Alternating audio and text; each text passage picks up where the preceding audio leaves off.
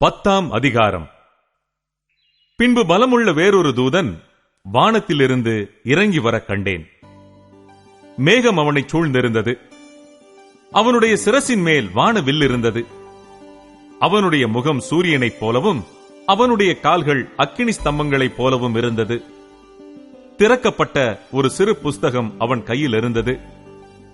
தன் வலது பாதத்தை சமுத்திரத்தின் மேலும் தன் இடது பாதத்தை பூமியின் மேலும் வைத்து சிங்கம் கெர்ச்சிக்கிறது போல மகா சத்தமாய் ஆர்ப்பரித்தான். அவன் ஆர்ப்பரித்த போது 7 இடிகளும் சத்தமிட்டு முழங்கின. அவ்வேழு இடிகளும் தங்கள் சத்தங்களை முழங்கின போது நான் எழுத வேண்டும் என்றிருந்தேன்.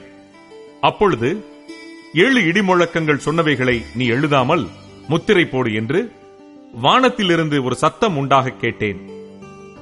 சமுத்திரத்தின் மேலும் பூமியின் மேலும் நிற்கிறதாக நான் கண்ட தூதன் தன் கையை வானத்திற்கு நேராக உயர்த்தி, இனி காலம் செல்லாது, ஆனாலும் தேவன் தம்முடைய ஊழியக்காரராகிய தீர்க்கதரிசிகளுக்கு சுவிசேஷமாய் அறிவித்தபடி 7ஆம் தூதனுடைய சத்தத்தின் நாட்களிலே அவன் எக்காலம் ஊதப் போகிற போது தேவ ரகசியம் நிறைவேறும் என்று வானத்தையும் அதில் உள்ளவைகளையும் பூமியையும் அதில் உள்ளவைகளையும் சமுத்திரத்தையும் அதில் உள்ளவைகளையும் சிருஷ்டித்தவரும் சதா காலங்களிலும் உயிரோடு இருக்கிறவருமானவர் மேல் ஆணையிட்டு சொன்னான்.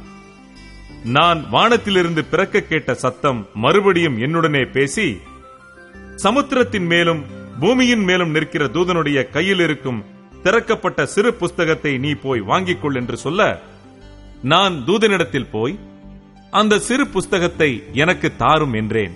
அதற்கு அவன், நீ இதை வாங்கி புசி, இது உன் வயிற்றுக்கு கசப்பாயிருக்கும், ஆகிலும் உன் வாய்க்கு இது தேனை போல மதுரமாயிருக்கும் என்றான்.